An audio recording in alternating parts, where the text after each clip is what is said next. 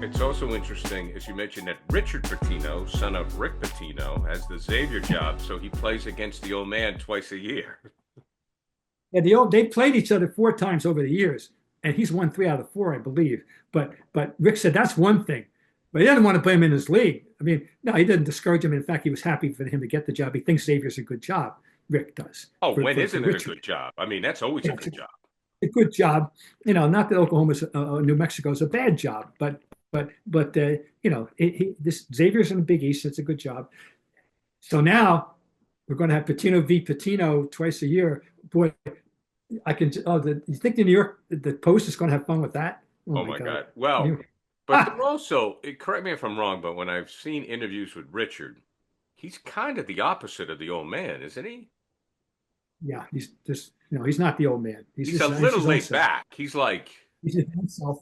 I'm sure he figured this out a long time ago. I'm not going to compete with Dad personality wise. Well, also another thing, Bob, we sit here as fans and members of the media, and we judge these people in sports. Okay. And I've always felt this way. But we judge these people in sports, and we do forget that they're human beings. Now, I can hear the naysayers go, "Oh, Tanguay, you're getting soft in your old age." But Richard Pitino saw what his father went through.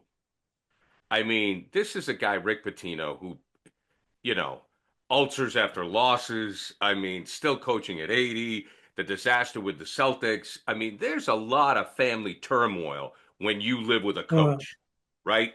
Also, we totally blow that off. We go, they're getting paid a lot of money.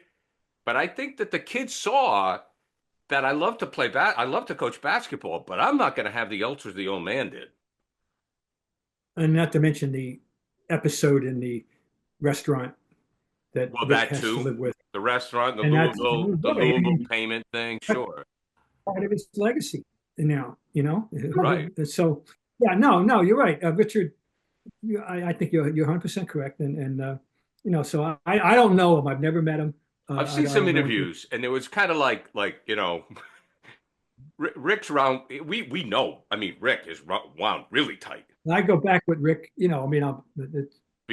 hard for me to pass the idea of him being a 24-year-old coach at UBU, and I remember I had lunch with him when he got the Providence job, and I had lunch with him at Famous Murphy's in Providence, and Murphy's Deli, which everybody knows in the college basketball world, and he was telling me about this kid, Billy Donovan, who he told him, he said, "You got to lose 15 pounds or you can't play for me." And we all know what happened. Donovan lost the weight and finds himself in the Final Four because Rick was the first year of the 3-point shot. Rick adopted it immediately. Right. And certain coaches embraced it and said, "We're going to make this thing work. We're going to take advantage of this." And other coaches, just went along with, one of them was Wally Massimino. Wally didn't jump on board, and he got swept out to sea ultimately because of it. But Rick embraced it, and next, he and Billy Donovan, Pop Lewis, remember that name, Pop Lewis, and they shoot their way into the Final Four that year out of nowhere, absolutely out of nowhere, and they were although I must say in the regional final they went the ball inside to a kid named Steve Wright. And fooled everybody who was waiting for him to bombard with threes. See, this is classic Rick.